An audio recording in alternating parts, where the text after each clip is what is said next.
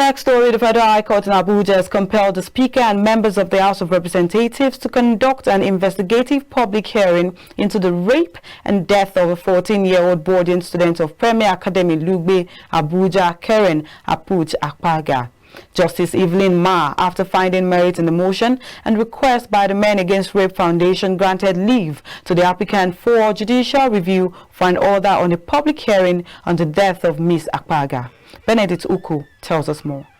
Following the request by the Men Against Rape Foundation for the investigation on the death of 14-year-old boarding school student of Premier Academy Lugbe, Abuja, Karen Akpaga, Justice Evelyn Ma of the Federal High Court in Abuja has compelled the Speaker and members of the House of Representatives to conduct an investigative public hearing on the matter.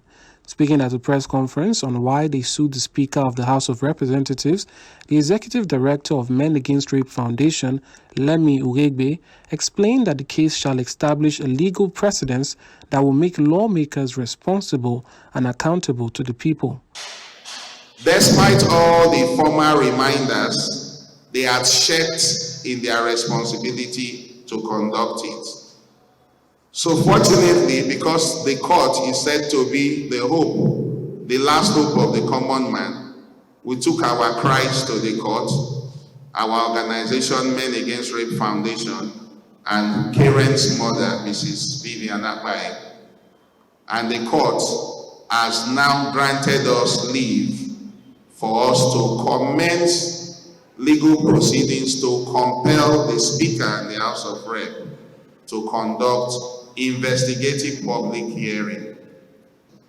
But because at a time when sexual and gender-based violence has become a big pandemic in Nigeria and is taking the lives of our children especially, we must use all legal instruments to make sure that we set a legal precedence. So it is our hope that at the end of the day, when the whole legal process is done, we would have been able, through the Justice for Karen movement, through Men Against Rape Foundation, through Karen's mom, Vivian, we would have been able to set a legal precedent that will guide the operations of the National Assembly henceforth, for them to know that once they pass resolution, they must be accountable for those resolutions. The second defendant, the mother of late Karen Akpaga, Vivian Akpaga, said that the House of Representatives had to honor its resolutions as she seeks justice for her daughter. It's been 513 days, 17 months, and justice still eludes me. I ran to the House of Representatives. It's been 345 days. I'm still fighting, I'm still seeking for justice.